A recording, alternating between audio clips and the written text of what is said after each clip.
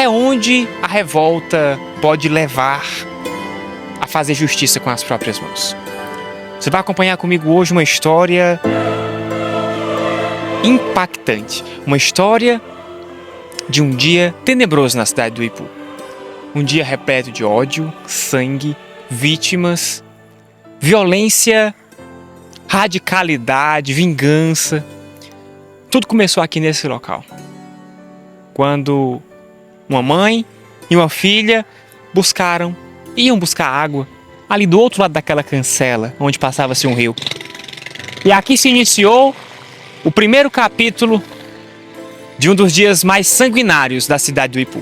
Um dia onde o povo se utilizou da força bruta, onde o povo se utilizou da justiça com as próprias mãos para vingar a morte dessas duas mulheres. Você vai acompanhar comigo com riqueza de detalhes, com tudo aquilo que o jornalismo pode oferecer, com tudo que essa história tem para contar da nossa história, da nossa gente. Esse caso que marcou muitas gerações, que hoje pode estar esquecido por muitos, mas que está marcado na memória de todos aqueles que vivenciaram ou que ouviram falar daquele dia. Você vai acompanhar comigo a história do linchamento de 1993 aqui na cidade do Ipu. Um caso guardado pela justiça, mas revelado pelas lentes da TVB. Acompanhe agora, no Domingo da Família Brasileira, no Domingo das Grandes Histórias, mais essa grande reportagem aqui do nosso programa. O linchamento de 1993, aqui na cidade do Ipu.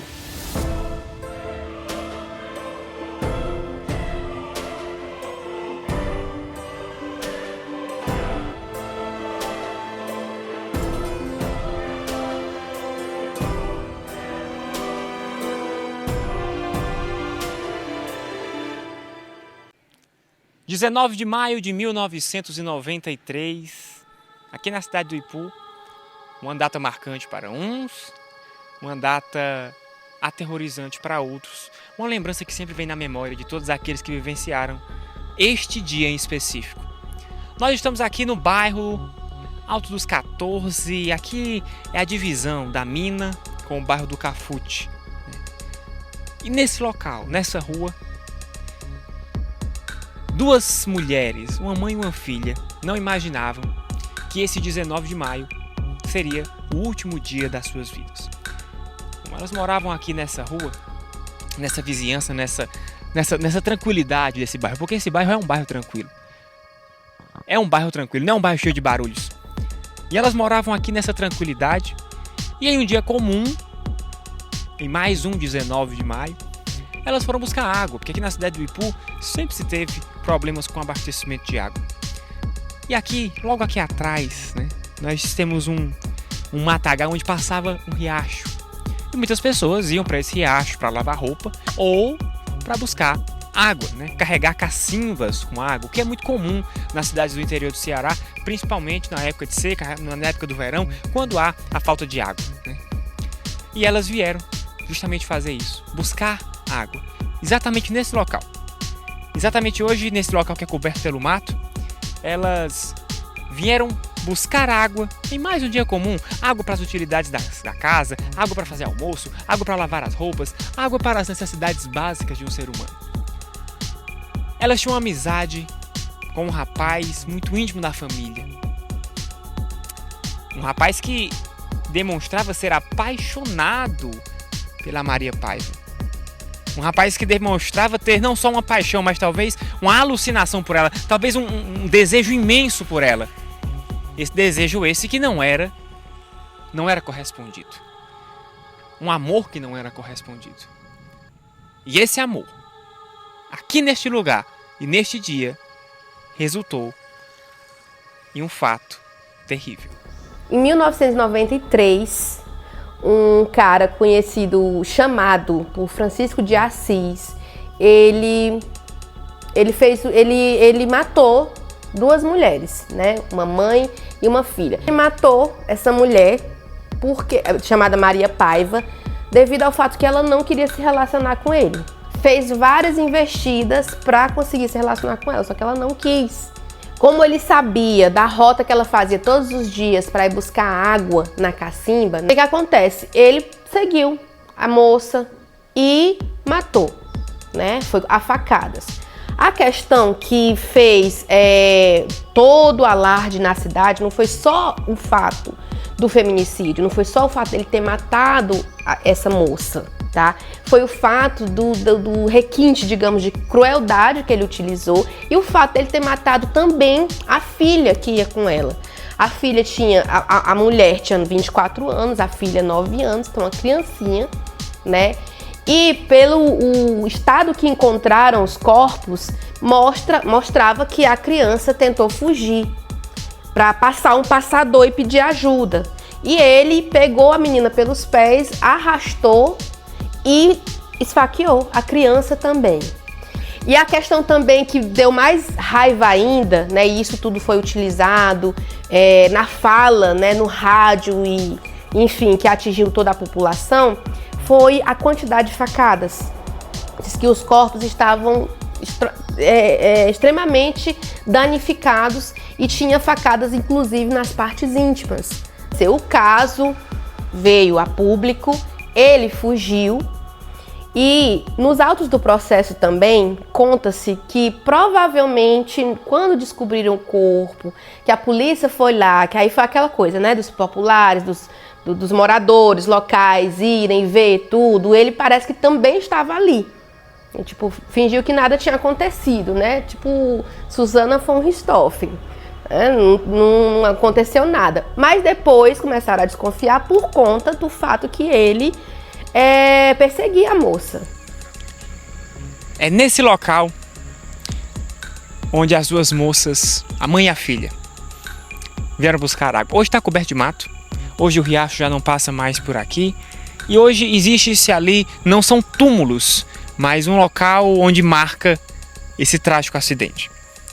Um local onde marca esse trágico acidente, não, atentado, né? Esse acontecimento que marcou para sempre a vida desta família, das duas famílias. Eu vou tentar mostrar para você o local, porque hoje está coberto com muito mato. Mas a gente vai tentar aqui adentrar, porque hoje aqui o pessoal usa, ó, aqui são feijão, né? O pessoal usa para fazer plantação aqui. E depois dessa cerca, a energia do lugar já muda. Depois dessa cerca, a gente já vai adentrando aqui. E para quem conhece a história, sabe, né, que aqui você põe um lugar bem afastado, né? E hoje, ó, você pode ver, ele tá coberto de mato. Ele tá tomado realmente, ainda mais nesse tempo de inverno, né, onde as chuvas são mais fortes. A gente vai se aproximando aqui, vai vendo até essa vista bonita da nossa bica do Ipu. Mas a gente vai procurar agora para você. Vamos ver se a gente consegue encontrar as cruzes, né? Um local que virou local até de devoção. Por muito tempo, um local onde as pessoas vinham depositar os seus pedidos, um local onde as pessoas vinham depositar as suas preces, deixar santos, deixar devoções, porque foram vidas tiradas de uma forma brutal, de uma forma injusta. A gente vai tentar chegar até esse local, porque quando ele fugiu utilizando esse caminho da serra. Então ele fugiu por esse matagal, né? Dizem, porque essa história, além de ter sido perdida pela justiça, né, é uma história que cada um tem uma versão, porque muitas pessoas vivenciaram, mas nada foi escrito, nada foi testemunhado, documentado sobre. Esse é o primeiro material que está sendo feito em vídeo, em matéria. E quando ele fugiu usando esses caminhos. Muitas pessoas dizem que ele fugiu após o ato. Outras pessoas falam que parece que ele estava também para reconhecer os corpos, como se nada tivesse acontecido. Ouvindo alguns moradores que não quiseram gravar a entrevista, muitos disseram que quando a polícia chegou aqui, a polícia fechou a rua e saiu de casa em casa para ver se estava faltando alguém. E adivinhem só a casa que estava faltando? De quem era? Justamente de quem cometeu o assassinato das duas moças, da mãe e da filha, aqui nesse local. A gente vai tentar chegar lá agora para mostrar para você, no meio desse mato, né? Mostrar para você como é que tá esse local agora. Vamos tentar chegar, porque tem muito mato realmente, muito mato realmente.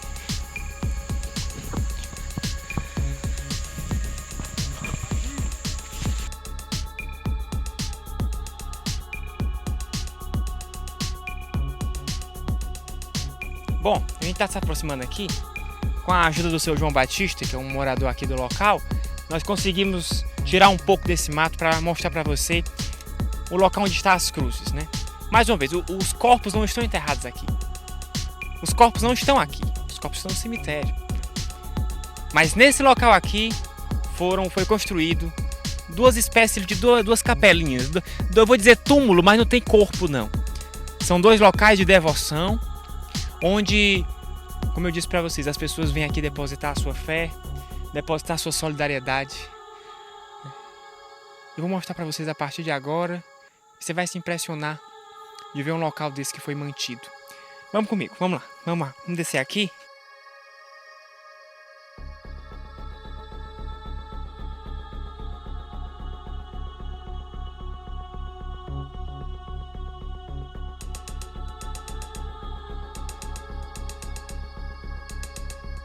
Bom, esse é o primeiro túmulo. Mais uma vez, um túmulo sem corpo, né? Com uma capela que foi construída justamente de devoção. E aqui, justamente perto desse passador, né? Que é onde uma das moças foram mortas, né? E logo ali embaixo nós temos mais um túmulo. Deixa eu passar para cá. Mais um túmulo. Segundo as informações dos moradores do local, aquele túmulo lá, esse túmulo que você está vendo, é o túmulo da mãe. Ou melhor, é o túmulo da criança, né? A criança, ela foi puxada pelas pernas, arrastada até ali. E ali, bem ali naquele local, ela foi morta. Então, por isso que lá está marcado. Esse perto do passador, segundo os moradores do local, é o túmulo da mãe. Porque a mãe disse que ela lutou muito pela vida.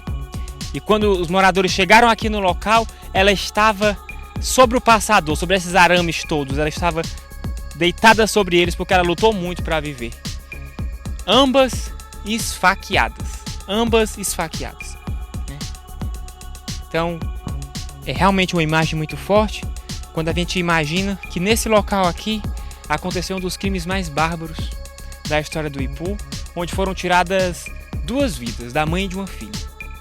Os moradores, quando chegaram aqui, a primeira pessoa que chegou aqui, muitos dizem que foi um homem, mas os moradores aqui nos falaram que foi a mãe e vó, né, que chegou aqui e que se desesperou ao ver a sua neta e a sua filha mortas nesse local. Bom, e a história, ela não terminou aqui. Não foi só essa morte aqui, não, ela continuou.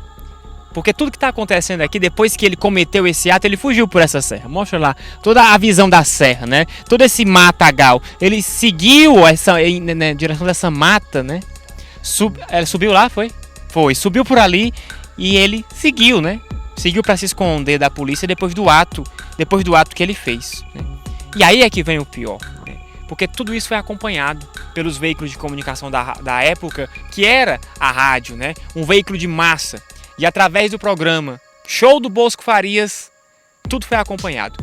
E quando eu digo tudo, é tudo mesmo. Os momentos, né? O bairro do Alto dos 14, do Cafurte, da Mina, as pessoas aterrorizadas, escutando a rádio, escutando as informações que foram passadas de um crime que tinha acabado de acontecer. As pessoas trancaram as suas portas, ficaram com medo nas suas casas do que poderia acontecer. E usaram a rádio como um processo, como uma ferramenta, né, de informação para o que estava acontecendo, para o que aconteceu nesse dia tão histórico. E ele fugiu se escondeu na mata e depois conseguiu chegar a Guaraciaba, sabe-se lá como, que ele foi parar em Guaraciaba, né, e se escondeu na casa de uma irmã.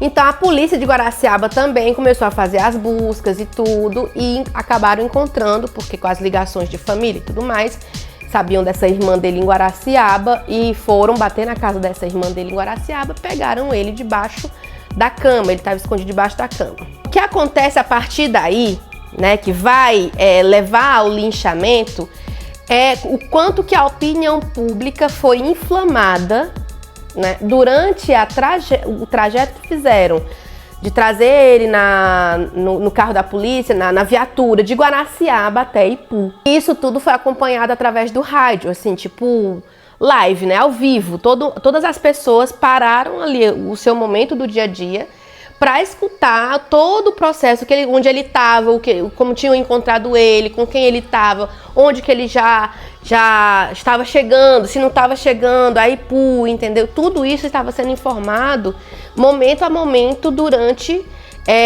o show do Bosco Farias, né, que era um programa de rádio muito famoso, inclusive era o mais famoso daquela época, né? Da década de 90 inteira, até meados aí dos anos 2000. O show do Bosco Farias ditou muitas coisas, sabe? Era digamos, o momento de informação, de entretenimento, de brincadeira, de tudo que as pessoas tinham. Porque, querendo ou não, foi um fato realmente muito brutal, né?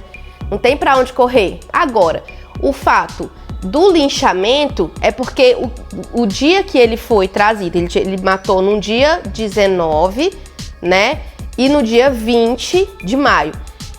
No dia 20 ele foi pego em Guaraciaba, foi trazido para cá, isso na parte da manhã. Isso era uma sexta-feira, não me lembro muito bem, mas era um dia de feira. Tinha muita gente na cidade, de todas as regiões, de todas as localidades, pessoal que vem para fazer a feira. E aí acontece que todo mundo escutando o rádio, foi um bafafá tremendo, né? E esse acompanhamento do que aconteceu, querendo ou não, inflamou mais ainda os ânimos das pessoas, que já estavam com muita raiva, porque já era um assunto falado desde o dia anterior, então era aquela coisa que esquentou mesmo a cidade a um nível absurdo. Ao passo que se ia comunicando, tá descendo, chegou na Várzea do Giló, tá não sei onde, né? Tá chegando na Casa de Cultura, as pessoas já estavam esperando lá. Depois da grande repercussão, depois da grande cobertura que a rádio da época, a Rádio Iracema, a rádio do Bosco Farias, no show do Bosco Farias, depois que essa cobertura essa que divide opiniões, porque muitas pessoas colocam na conta do Bosco, na conta de um comunicador, a atrocidade que foi feita com o assassino das duas moças. Nós estamos aqui nesse local, aqui foi o local onde toda a população que estava presente, mais de 1.000 pessoas, não existe um número certo, mas é um número grande, né? Mais de 1.000 pessoas estavam aqui reunidas. Os populares contam que daqui onde nós estamos, todo esse local, até lá em cima naquele posto lá, estava lotado de gente. Na antiga, aqui é a Casa de Cultura Professora Valderei Soares, mas aqui funcionou por muitos anos a cadeia pública da cidade do Ipu, também a delegacia, que funcionava logo ao lado. E foi aqui nesse local onde o linchamento realmente aconteceu. Foi aqui nesse local onde as pessoas se reuniram. E o espaço é grande. A gente vai tentar atravessar aqui a pista, vai mostrar para você. Você imagina todo esse espaço aqui preenchido pelos populares, pelos moradores, pelas pessoas que... Era dia de feira, né? Era dia que as pessoas vinham da serra, do sertão para a cidade do Ipu. E todo mundo escutando a rádio. Todo mundo escutando a cobertura que estava sendo feita no show do Bosco Farias. Todas as pessoas acaloradas por aquela cobertura, acaloradas pelo acontecimento, acaloradas por um sentimento de revolta. E aqui nesse espaço, todo aquele público, aqui nesse espaço, toda aquela população, aquelas pessoas, uniram-se em revolta para o ato do linchamento público. De acordo com os relatos, eram mais de 1.000 pessoas esperando. Nem todas as pessoas se envolveram no linchamento. Não, tinha muitos curiosos, muita gente ali para olhar o que estava acontecendo. Então o que acontece? Eles invadiram essas 50 pessoas. 50 não sei nem exato a quantidade, mas era em torno disso, digamos, tá? Invadiu, ele já estava na cela, arrastaram ele da cela. E aí foi só, né, chute, pedrada. Teve muita pedrada, de acordo com os relatos, né? E acaba que ele, mesmo sendo socorrido, ele não resistiu. Então foi realmente um linchamento brutal ali à luz do dia, todo mundo assistindo e sendo acompanhado pelo rádio. Só que teve um momento que o próprio Bosco Farias, ele consegue entender a gravidade da situação e até que ponto aquilo já estava chegando, porque os próprios policiais já não tinham mais controle de nada. E ele conta que ele próprio foi lá. Foi no local para pedir, apaziguar, pedir que parasse, né, que não fizesse nada. Mas ele chegou lá e ele viu que não tinha mais condições de fazer nada, que as pessoas já estavam uma horda enraivecida, descontrolada contra o assassino, e ele foi embora. Bom, nós estamos aqui com o professor Araújo, que estava aqui no dia desse linchamento e que vai contar pra gente um pouco do que aconteceu naquela época, nesse mesmo espaço. Professor Araújo, como é que foi a chegada, né, dele aqui, né, hoje é a Casa de Cultura, mas que antes era a antiga cadeia? Bem, Vinícius, assim, ocorreu que a polícia, após o crime, a polícia prendeu o acusado, né, e ele estava aqui preso, aqui na cadeia, na antiga cadeia pública. Mas foi divulgado na nossa emissora de rádio, na época só uma, a hora da transferência dele, né, num carro da penitenciária, lá do comando de Tianguá. Daí a multidão se concentrou aqui de frente à cadeia, tá, à espera dessa transferência, ou seja, a saída dele aqui da cadeia pública para o presídio lá de Tianguá. Era muita gente, o povo estava furioso, né, pelo que acontecido. Quantas pessoas você acha que tinha aqui nesse espaço todo? Muita gente, eu não sei calcular, eu estava numa visão privilegiada e assisti alguns momentos terríveis, né? Na hora da saída, quando o carro chegou, um carro preto e branco da penitenciária de Tianguá, mas eu avistei somente uns 3 policiais, eles achavam que não tinha tanta gente. E assim que eles chegaram aqui, que eles viram a multidão, eles se posicionaram aqui na frente, que a delegacia era aqui. A delegacia. Aqui nesse espaço, pode me mostrar. Então aqui nesse mesmo espaço eles se posicionaram. Bem aqui ficou um que soltou uma bomba de efeito moral, que a multidão já estava... Um dos policiais? Um deles, eu me lembro demais.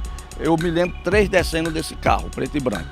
E eles ficaram se posicionaram aqui na frente da Casa de Cultura, que na época era a cadeia pública, e o público ali embaixo muito furioso, vai um incentivando o outro. O que aconteceu? Eles soltaram essa bomba, como eu falei também, mas não, a população atacou, veio para frente, e eles não puderam reagir contra a própria população. Daí pessoas estavam com pedras, com pau, alguma coisa, e a impressão que eu tive, os comentários, é que ele já saiu daqui já sem vida. Agora, ele não foi então arrancado de dentro da delegacia, ele estava saindo pela transferência e tomaram ele da força da polícia. Isso, foi corretamente. E esse crime que revoltou mais foi por causa da criança, e o povo ficou revoltado, a multidão ficou revoltada e partiu para cima, também partiu para matá-lo, né? Agora, você me disse uma coisa que eu queria que você contasse para o público, que teve uma pessoa que tentou impedir, né, o acontecido todo, né? Quem foi essa pessoa? Foi a de saudosa memória, a Itagira Cajão. A Itagira, conhecida muito aqui na nossa cidade, era uma pessoa do bem, uma pessoa pacata, né? E eu me lembro da figura dela pedindo calma ao povo, calma, que tudo será resolvido, tal, vamos deixar o rapaz ser conduzido para o carro da polícia, né, da penitenciária, e ela levantava os braços pedindo calma à população. Eu me lembro bem dessa cena. E por uma boca só, a influência do rádio, né, não é negada. E as palavras que eram ditas também pelo próprio Bosco Faria, sabe? Aquela coisa de tipo, esse sujeito merece morrer, merece pagar pelo crime, aquela coisa toda. É claro que no momento ali ele estava falando no sentido, né, como se fala, né, acalorado e tudo, mas ele não imaginava que realmente isso ia de fato acontecer.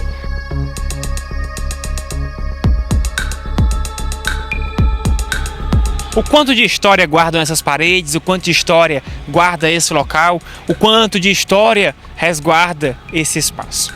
Essa foi a história do linchamento de 1993 aqui na cidade do Ipu. Um caso que marcou as páginas policiais, um caso que marcou as vidas que foram tiradas, um caso que marcou as famílias que foram afetadas. Mas um caso que entra para a história da cidade do Ipu como um dos fatos que falam da nossa gente, da nossa história, que falam da influência do rádio, dos meios de comunicação nesta cidade. Aonde tiver a grande história, lá também nós estaremos. Aqui é Vinícius Braga, da cidade do Ipu, para o mundo todo.